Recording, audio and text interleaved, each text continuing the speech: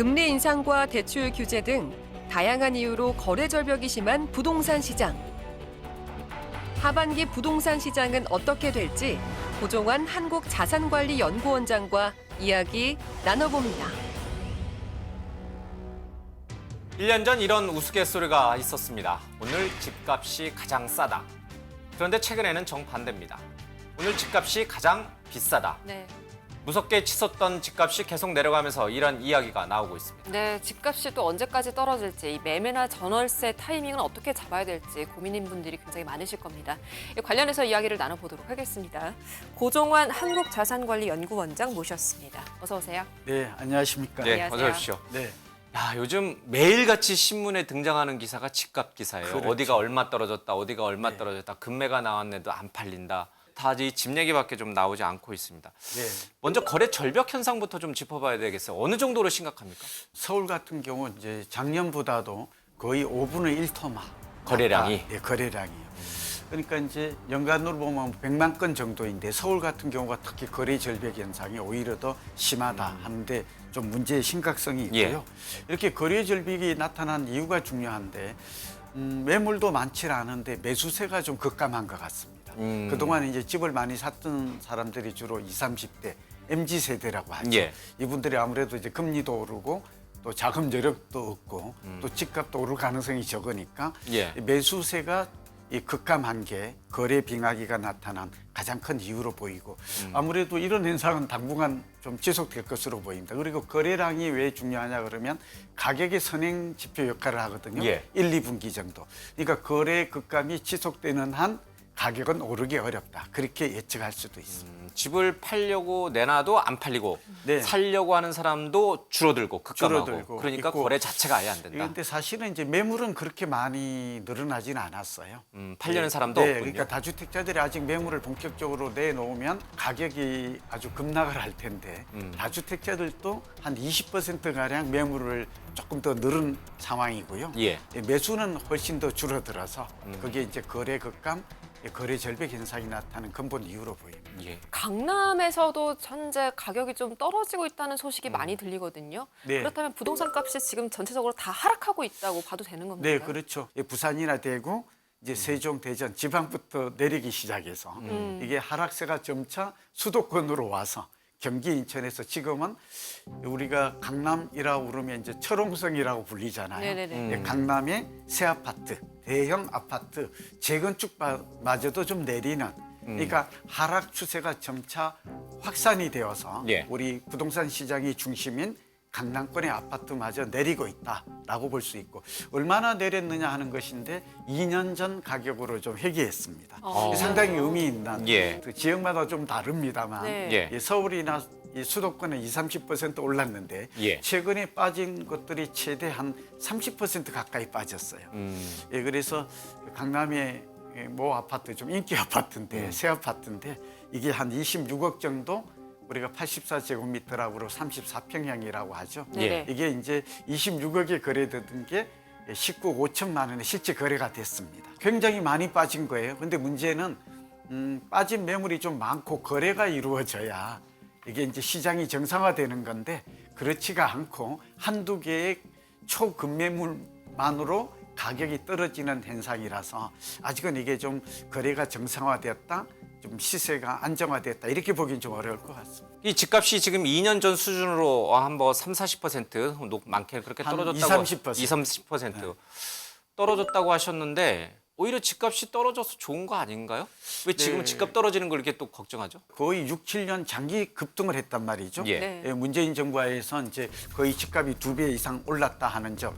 그리고 여기서 이제 거품이 상당히 쌓인 걸로 축적된 걸로 보여져요. 예. 그러니까 지금 거품이 그렇게 빠지고 있는 현상으로 해석할 수도 있겠죠. 예, 그래서 이제 저는 볼 때는 정부 입장에서는 앞으로 한 5 내지 10% 정도는 더 빠지는 게 바람직하다. 지금보다 더 추경호 떨어져야 된다. 부총리는 그렇게 얘기했고 원희룡 국토부 장관도 좀 하향 안정되는 게 좀 바람직하다. 그런데 여기서 문제가 거래가 안 되면서 이렇게 가격이 급락하는 현상은 정상이 아니고 바람직하지가 않아요. 올 그 8월 이후에 지금 이런 현상이 나타나는 거거든요. 특히 작년 8월 이후에 이 금리 인상 때문에 지금 이 쇼크가 예. 나타나는 거라서 이런 현상을 과연 일시적 현상으로 볼 것인지 아니면 사이클 측면에서 부동산이 상승세가 마감이 되고 이제 고점을 찍고 하락 추세로 완전히 사이클 측면에서 전환한 것인지는 아직은 진단이 좀 이릅니다. 예. 그런 상황이 시장이 정상화되지 않았다는 점에서 거래를 좀 활성화시키는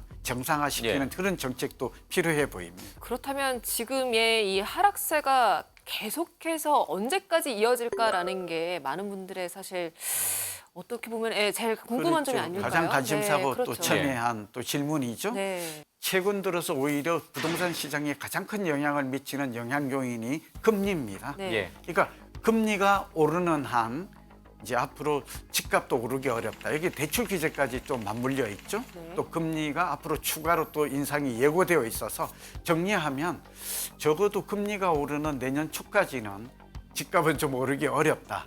이렇게 좀 보여지고요. 중기적으로는 이게 이제 도움이 될 텐데 이게 한 1, 2년 정도 우리 지금 세계 경제가 불안하고 우리 또 거시 경제도 불안하고 환율 오르는 거 다 알지 않습니까? 네.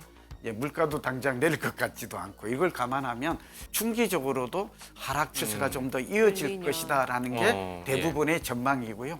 장기 전망으로는 더 길게 보기도 합니다. 그러니까 부동산 경기의 과거 사이클을 86년 이후에 보면 5 내지 7년 정도 오르면 4 내지 6년 정도 이렇게 하락하는 사이클이 발견이 됩니다. 실제로 데이터 주기가. 예. 이걸 감안하면 적어도 3, 4년 정도 더 내릴 가능성도 배제하기는 어렵다.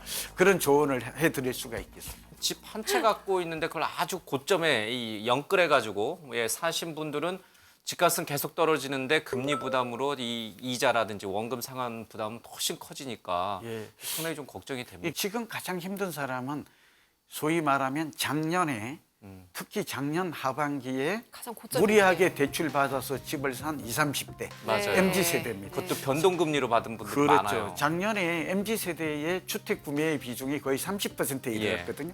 과거에는 40, 50대가 집을 많이 샀는데 작년에 유난히 지난 2년 동안 20, 30대 MZ 세대가 집을 많이 샀는데 가장 힘든 최악의 경우가 집을 샀는데 집값 내리고 1, 20%. 금리는 오르고 지금이잖아요. 네, 지금 딱 이렇게 진퇴양난, 오도 가도 못하는 그렇죠. 아주 어려운 상황에 처해 있다고 볼 수 있습니다. 팔려고 내놔도 팔리지도 않고. 안 팔리죠. 그리고 이분들이 이제 집을 많이 산 게 서울 밴드리에 주로 6억 원 이하의 저가 주택이었어요.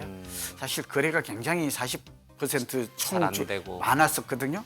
이런 밴드리 지역의 집값이 그다음에 경기 인천의 집값이 더 많이 빠진다는 점에서 이분들의 주거의 고통, 경제적 부담은 더 커지고 있다고 볼 수도 있습니다. 이번에 그 정부에서 발의한 개정안, 종부세 개정안이 이제 국회를 통과했습니다. 네. 근데 사람들이 많이 관심이 있었던 것, 종부세 기준 상한선. 지금 국회 상황 때문에 통과가 안 됐어요. 이거는 어떻게 처리가 되나요? 현재 서울만 놓고 보면 서울이 가장 문제니까 아파트의 한 채 평균 가격이 약 11억 5천만 원 정도 됩니다. 그러니까 종부세 기준이 좀 낮은 게 맞아요. 종부세는 본래 출발 자체가 부자에 대한 세금으로 맞아요. 별도로 낸 거거든요. 부자 아닌 사람들 네, 내고 그러니까 있어야죠. 평균 가격이 11억 5천인데 어떻게 종부세 기준이 11억인가 한선이 그렇죠. 이렇게 되니까 이 부분도 좀 올릴 필요는 있습니다. 근데 이제 결과적으로는 야당의 입장에서는 부자 감세다. 14억으로 지금 올리려고 정부 여당은 추진을 했는데 이게 예. 안 된 거죠. 그러니까 11억에서 14억 원에 이 구간에 있는 집을 가진 분들이 이제 굉장히 혼란스럽죠. 이게 꼼짝없이 도대체 뭐 내야죠. 뭐 근데 이제는 내야 됩니다. 종부세는 이제 12월 1일부터 12월 15일까지 내는데요. 네. 이미 이제 지금 늦었어요. 이미 이제 내야죠. 네, 어쨌든 이제는 11억에 내야 맞춰서. 되고요. 그게 만약 잘 여야가 합의가 된다면 이제 환급 절차를 또 통해서 받는데 그만큼 복잡하죠. 여기에 해당하는 사람이 거의 지금 1주택조라 해당하는 사람이 예. 거의 34만 명 정도나 되니까 네. 많은 사람들이 지금 우왕좌왕 혼란스럽다. 이것도 빨리 정리가 될 필요가 있을 걸로 보입니다. 지금 집값이 좀 많이 떨어지면서 전세 세입자들이 피해를 보는 경우가 굉장히 많이 늘고 있습니다. 뭐 전세 사기도 있고요. 지금 깡통 전세도 많이 발생을 하고 있는데 특히 피해를 보시는 분들이 지금 신혼부부나 2030에 좀 시작하시는 분들인 것 같아요. 예, 젊은 층이. 그렇죠. 그래서 전세 사기 피해. 예. 정부가 지금 이 부분에 대해서 어떻게 좀 방안을 마련을 하고 있는 것 같은데. 네, 발표를 네. 했습니다. 예, 그래요? 원효 국토부 네. 장관의 문제가 또 대통령께서도 이 문제에 특별히 대책을 내놓으라. 예, 예. 이 실제로 심각한 편이고 사실 이렇게 전세값과 집값이 동시에 내릴 때 이때 깡통 전세, 깡통 주택이 발생합니다. 특히 최근 들어서는 전세 가격 하락폭보다 다 내리기는 하지만 집값 하락폭이 더 커지거든요. 예. 그러면 집값과 전세값의 전세가율이라고 그러는데 고전세가율이 발생하죠. 이게 한 80%가 넘어가면 위험징후로 이렇게 보입니다. 빌라라든지 소형 아파트가 여기에 주로 해당이 됩니다. 이것도 지방이나 서울은 여기에 해당이 많지 않은데 경기도나 이렇게 좀 변두리 외곽 지역에 있는 그러니까 신혼부부나 젊은 층들은 또 부동산 투자나 이런 계약의 경험이 거의 없다 보니까 여기 그대로 위험에 노출이 되어서 이게 집값이 내려가게 되면 이 만기가 되어서 나올 때 보증금을 다 못 받는 것. 이걸 지금 깡통 전세 이게 이제 전세 사기의 맞습니다. 이 틈새를 노리고 사기꾼들이 감정 평가액을 높여서 또는 뭐 공인중개사와 짜는 경우도 있고 그러다 보니까 잘 모르고 계약했다가 이렇게 위험에 노출되는 사기의 먹잇감이 되는 그런 일들이 발생하고 있습니다. 어떻게 피해를 막을 수 있어요? 네, 있죠. 정부도 나름대로 이제 대책을 좀 냈는데요. 이 전세 사기꾼들의 명단을 좀 공개한다라든지. 악덕 임대인들. 네, 악덕. 두 번째는 보증금 근저당을 좀 알려준다든지 전세 가격과 매매 가격의 차이가 좀 적은 곳들을 위험 지역으로 이렇게 고지를 해둔다든지 안심 전세 앱 같은 걸 좀 만들어서 알려주겠다. 스마트폰에? 예. 네, 여러 가지 지금 뭐 처벌도 강화하고 많은 대책이 나왔습니다만 제가 볼 때는 세 가지를 좀 유의하면 도움이 될 것 같아요. 하나는 가장 좋은 거는 전세가율이 높은 곳은 일단 피하고 월세를 비중을 높이는 게 좋아요. 두 번째는 전세 보증금 반환 보험 제도가 있어요. 네. 근데 이게 1억 원에 0.128 보험료를 부담해야 돼요. 그러니까 이걸 안 들고 있거든요. 이게 제가 좀 정부 측에 좀 건의를 드리면 보증보험료를 좀 깎아준다든지 하는 이런 제도가 바람직하고요. 예. 또 하나는 공인중개사가 현장을 가장 잘 알거든요. 그러니까 매매 가격과 전세 가격이 얼마 정도 될 거라고 추정은 할 수가 있어요. 거래는 안 됐지만. 예.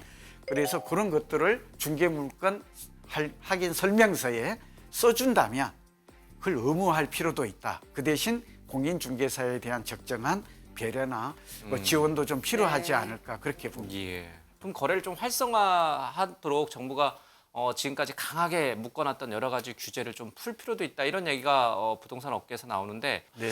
그 규정을 정부는 아직은 검토하지 않고 있다라고 얘기를 하고 있는데 이것도 좀 풀긴 풀어야 네, 되나요? 그렇죠. 지금 거래를 정상화하기 위해서는 지금 말씀하신 대로 이 서너 가지를 개선해야 됩니다. 예. 이게 규제 완화입니다. 이 첫 번째가 자금, 대출 규제 완화인데 실수요자에 대해서는 15억 원 이상도 저는 대출 규제를 대폭 완화할 필요가 있습니다.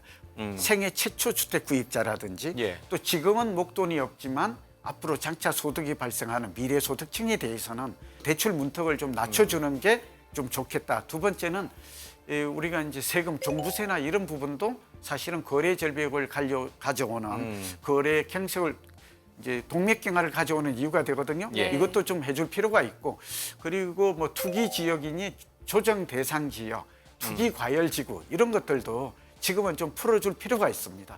선 거래 정상화 예. 후 시장 안정으로 정책의 방향을 잡는 것이 바람직하다고 봅니다. 알겠습니다. 한국갤럽이 시민들을 대상으로 앞으로 1년 동안 이 집값이 어떻게 될 것 같은지에 대해서 조사를 해봤거든요. 그랬더니 시민 3명 중에 2명이 집값이 내려갈 것이다 이렇게 답을 했습니다. 이 부동산 거래 절벽이 해소되기 쉽지 않아 보이는데요. 앞으로 추가 금리 인상 같은 그런 변수가 있을지도 모르니까요. 이 추세를 잘 보셔야겠습니다. 자, 원장님 말씀 여기까지 듣도록 하겠습니다. 고맙습니다. 고맙습니다. 감사합니다. 네.